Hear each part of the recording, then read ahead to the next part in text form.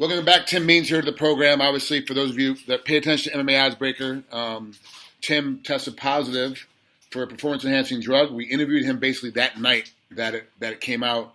Very candid in the interview. If you got a chance, go back through our archives and take a look at it. Tim, have you had the result come back yet from the second test, the Part B test?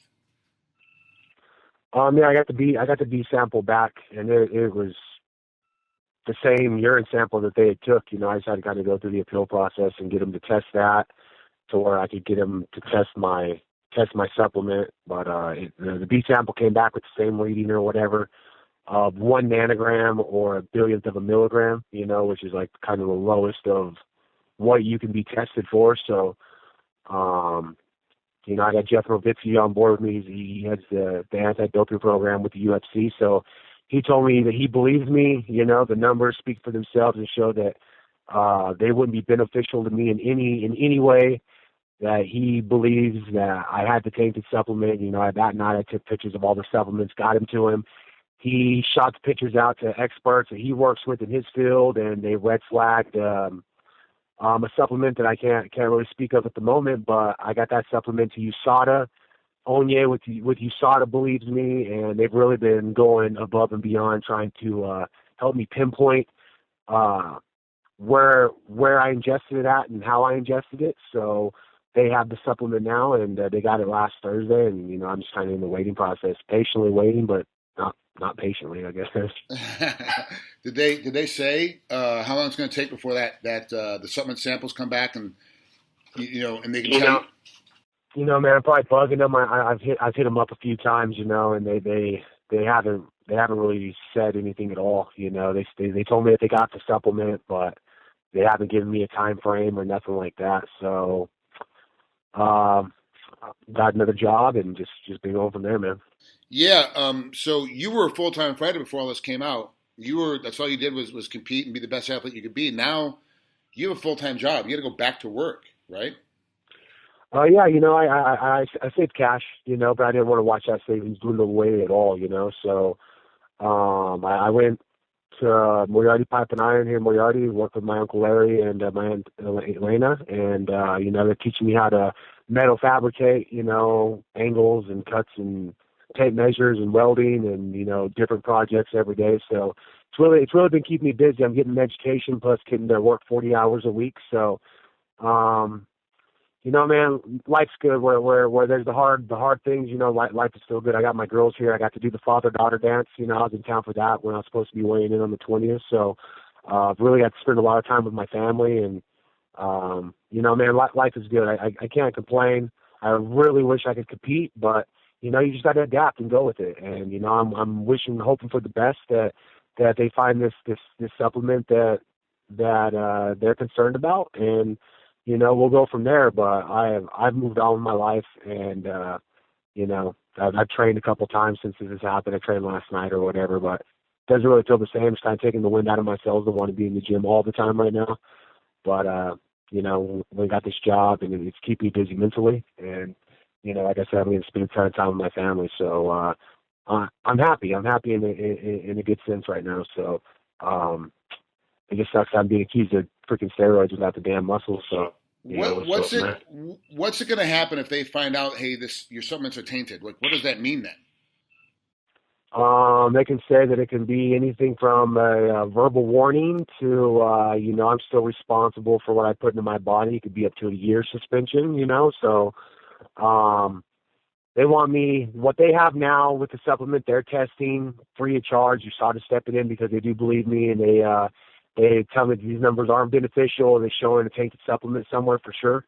But if they don't find it in this supplement and I have to test the other 4 or 5 supplements that I have, Jeff narrowed it down to 2 or 3 supplements for me, but it's still like anywhere between $1,000 and $4,000 to test a supplement, and there's still a suspension on the table if they find it. So I'm not comfortable with spending that money right now, knowing that I would still have to deal with a suspension, or even a fine, So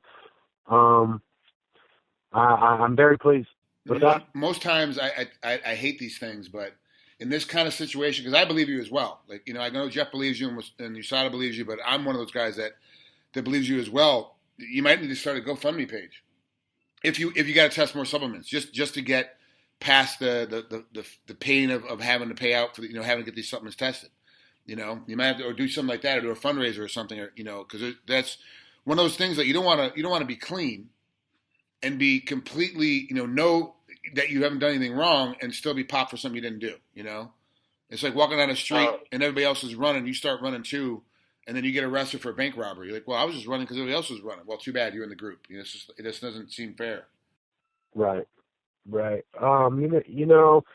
The options are there. We're going one step at a time. USADA said they would work with me on a per case basis. If it comes back that this supplement that they have doesn't have it in there, then they'll work with me per supplement. So they really wanted to work with me and help me out. So I'm sure anything can be worked out with USADA. I got those guys on board for sure. So they're the ones telling me that it's the supplement. It wasn't something I put into my own head. But the more research that they've sent me, man, this is a weird thing because it isn't like it's a secret, but it's not really talked about. There's a ton of athletes that there's a few Olympic swimmers that Jeff has sent me that these guys found the tainted supplement. They were suspended for 4 years. They wanted to find it in the laboratory, spent $50,000, proving it that it was that it was tainted, and these guys were still suspended because they're responsible for what they put into their body. So, the justification there is crazy. And it's not like it's a one-case scenario. There's dozens and dozens of this stuff going on. There's college athletes that have lost scholarships because they've proven in laboratories that they've had a tainted supplement. So, I've seen Cowboy Cerrone say a dumbass comment that me and Yoel Romero are the only two to have a tainted supplement. Cowboy, you're a douchebag because if you do your research, there's dozens upon dozens of people that have proven in laboratories they've lost scholarships, 4 years suspended as Olympians.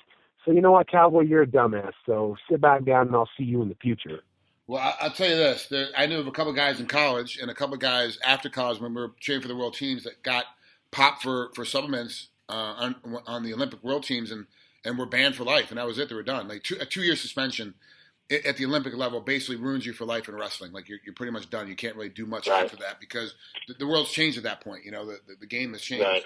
So, but when Romero failed, it wasn't a surprise. Like you looked at him, you're like, this guy's on something. Like he just has to be on something. And then all of a sudden he comes out, you're like, it's not a surprise. Now, of course, we're saying that Yoel Romero is guilty by picture. I'm looking at a picture of him, the eye test, and going, hey, look, this guy's fake. You look at eye test, you're like, what the hell? It doesn't make any sense. Like, how is this guy on steroids? Like, this just doesn't make any sense. Right. So I get Cowboy. He's a good talker. He's a good entertainer. So he's going to sell it. But yeah, that's still a fight that I would love to see happen at any time. Would be the two of you battling it out together. For sure. So. Yeah, well, you know what, man? I got 2 years to pick a fifth fight, and I want to start off. Well, I'm thinking worst case scenario. That's why I went and got a job. Everything else, if they can find it. That's where we're at because I can't specifically say, hey, it was this one, or this one. I know what supplements I took, and I know what I didn't take at all. So it's got to be somewhere in there. But I'm looking at a worst case scenario. I got 23 months left, worst case scenario, and I'm going to pick the biggest fight that I can, and I want to leave off where we were about to get started 2 weeks out of the fight come February 21st. I'm going to pick a fight with Cowboy Cerrone, let him run his mouth, let him do well. That's where I want to start off when I come back, and I'm going to be in shape for that. Right now, I got some things in the way, and that's who I'm going to be thinking about for the next 2 years to kick in the face. So, I got time to pick the fight, and I got time to get people talking about it. People were excited about it when it was about to happen. They're going to be excited about it in 23 months. You know what, Tim? It's great you being candid on here. Thanks for coming on again.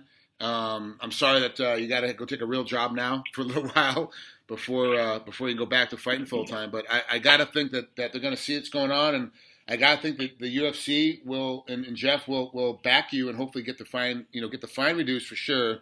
Get the suspension either dropped away.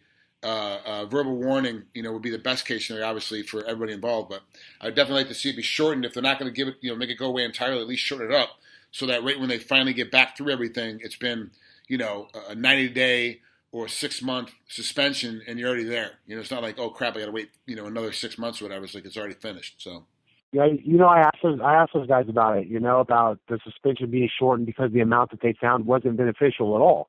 And that's them telling me it's not beneficial. And they said there's a no tolerance policy at all. The first time offense is 2 years, and I gotta live to that. It's no tolerance, no matter how much is in your system, you know. So it's hard to take that in, knowing guys like Hector Lombard, Alistair Overeem. These guys have 10 times the legal limit or some crazy amount, and these dudes are doing 6 months, you know, for actually being caught cheating, you know. So that was a hard one to swallow. That's why I got this job, and I don't want to have to think about negative things. But guys that were actually using steroids and have been caught in the past, you know, I seen Josh Barnett on lists for that stuff. I've seen multiple guys on these lists that got slaps on the wrist, and they're still competing, you know. So I don't really see the justification in it. They got caught before the new regulations. So they got caught, you know, it's right. Like, but here's the thing, and this is because I come from old school baseball. You know, you're gonna see, you know, McGuire and Sammy Sosa saved baseball after the strike season with the home run derby. But then it comes out that McGuire was on some over-the-counter drug that converted your system to steroids, androstenone or some, I don't know, whatever it was. And he, years later, because he wants to be a manager, you know, in baseball, has come out and apologized for using drugs. But you can't fault the guy. It's like yelling at Jose Canseco for using drugs in baseball at the time he was using it. It wasn't as illegal, you know, or it wasn't illegal at the time. Like, it was totally fine. With Lombard and Overeem and Barnett, it was clearly illegal when they took it. It was 100% illegal in the sport.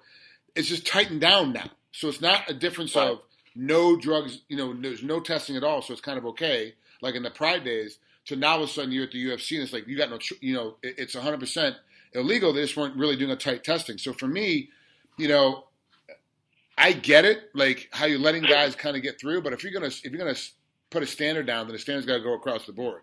So you're gonna end up losing a lot of fighters that had failed previous because now you have a new tight suspension. So it's they are still working through as much as the new regulation is doing good for the sport. They are still working through it. They're still trying to find the right case. So, yeah, they tell you it's no tolerance, but you might have to be that first case where, like, you know what, we have to take each individual thing on a case-by-case basis.